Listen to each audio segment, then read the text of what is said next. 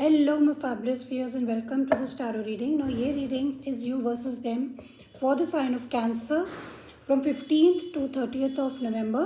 Now, please remember this is a general reading, so it may or may not resonate with all of you. जिनके साथ resonate होती है नहीं रखना है. And also check your Sun, Moon, Rising, and Venus, and remember that energies can always change anytime. So this can be your energy, your partner's energy, or vice versa.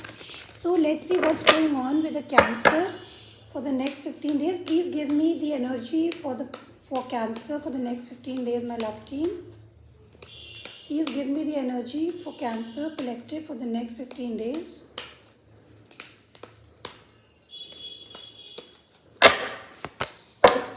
Okay, we have got the Ace of Swords. Ace of Swords is, getting clarity, getting truth, talking, communication, सच्चाई सामने आना, communication, clarity, truth, कोई भी ऐसी चीज़.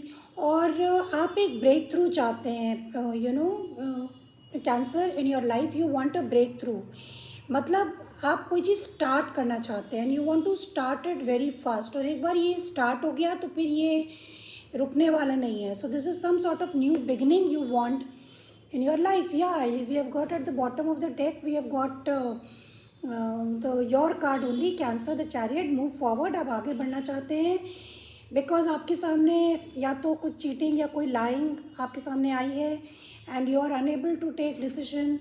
तो आप इन सब बातों को रिलीज़ करना चाहते हैं और आगे बढ़ना चाहते हैं. This is what we have for you. So we will clarify and C.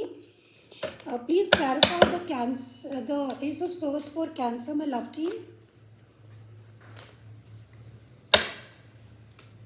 Please clarify the Ace of Swords for Cancer as the energy.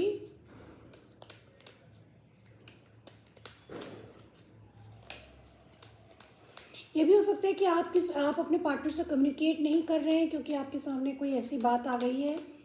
Let's see what's this Ace of Swords.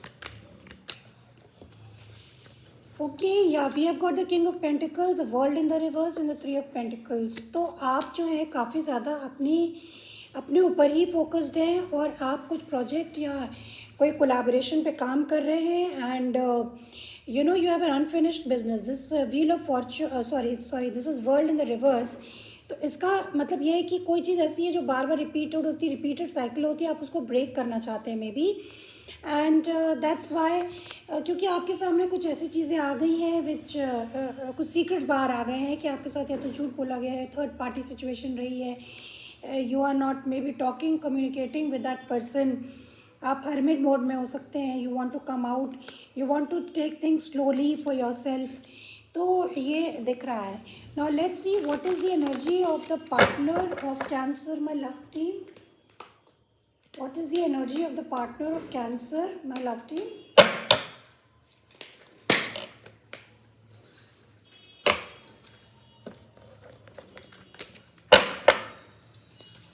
What is the energy of the partner of Cancer, my love team?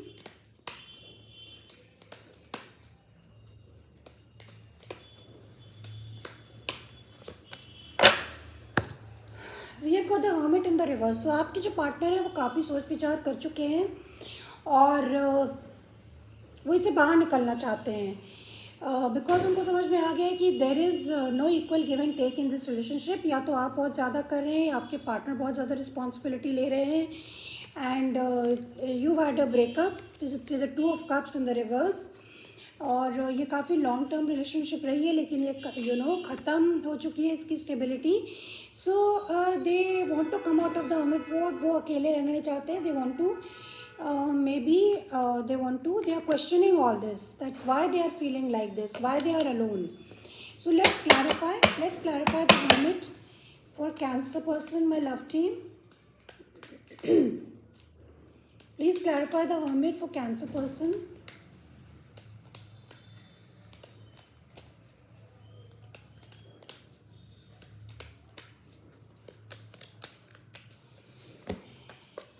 Okay, it is clarified by the Page of Cups, by the Five of Swords in the reverse, and by the Eight of Swords in the reverse.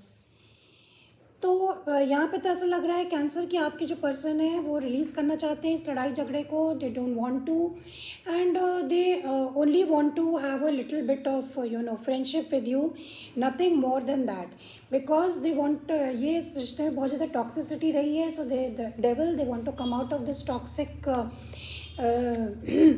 Pattern जो आपकी आपकी relationship में रहा है.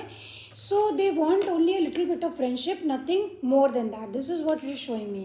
Now please tell me, what is the challenge for Cancer, my love team in general? What is the challenge which both of them are facing? Please give me the challenge for Cancer. Okay, the challenge is 8 of swords in the reverse. तो इसका मतलब ये है कि आपके जो दोनों के बीच में चैलेंज है वो ये है कि आप लोग बहुत ज़्यादा नेगेटिव सोचते हैं, बहुत ज़्यादा ओवर थिंक कर रहे हैं. आप लोगों की सोच बहुत नेगेटिव है एक दूसरे के प्रति. तो आप लोग को इससे निकलने की ज़रूरत है. This is what it is. आप लोग अपने अपने बिलीफ सिस्टम में चल रहे हैं. मतलब आपको लगता है कि जो आप सोच रहे हैं वही सही है और आपके पार्टनर ऐसे सोचते हैं कि जो वो सोच रहे हैं वही सही है. तो आप लोगों की सोच, डिफरेंस ऑफ ओपिनियन यहाँ पे दिख रही है मुझे. There is the thinking is different. आप दोनों डिफरेंट तरह से चीज़ों को देखते हैं और सोचते हैं. This is your challenge. So let's clarify the 8 of swords for cancer, my love team.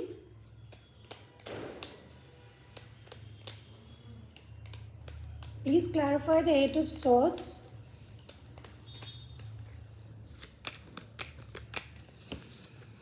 Okay तो आपके चैलेंजेस तो बहुत बड़े बड़े हैं. We have got the 7 of pentacles in the reverse, the death in the reverse, in the tower.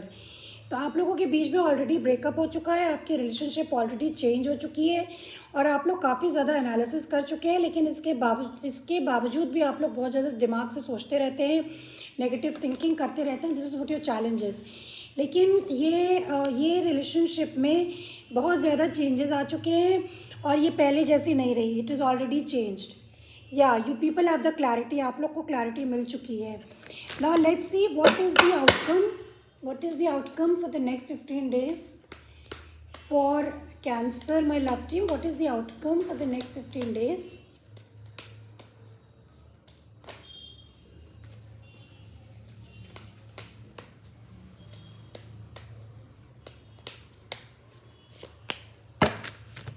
Okay, the outcome is the 5 of cups in the reverse, which means कि आप दोनों काफ़ी ज़्यादा दुखी है कि ये रिश्ता आप लोगों का चल नहीं पाया एंड ठीक से आगे नहीं बढ़ा. तो आप लोग का जो आउटकम है कि आप लोग शायद होप पे जिएंगे कि मे बी कुछ बेटर हो जाए. आउटकम में तो यही दिख रहा है कि both of you want to better things. लेकिन ये रिलेशनशिप उसी तरह से चले ये तो नहीं शो कर रहा है. कमिटमेंट इसमें ख़त्म हो चुका है और इसमें काफ़ी ज़्यादा आप लोगों को क्लैरिटी भी नहीं है कि क्या करना चाहिए. दो ये फिज़िकल अट्रैक्शन ज़्यादा था तो आप लोग एक तरीके से अपने आप को बैलेंस करने की कोशिश करेंगे और अपने में मस्त रहने की कोशिश करेंगे. We'll clarify and see the outcome. Please clarify the 5 of cups for cancer, my love team. Please clarify the 5 of cups for Cancer as the outcome.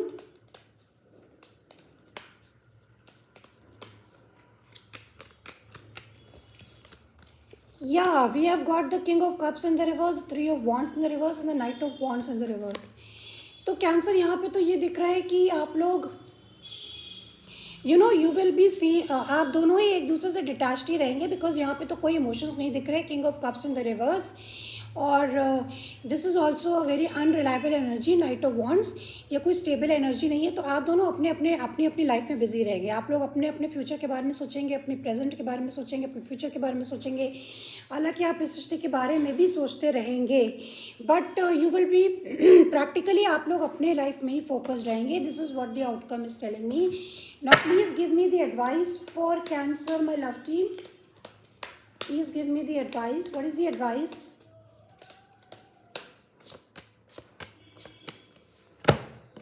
Yeah, the advice is the 3 of Swords, the 9 of Pentacles and the Judgment in the reverse.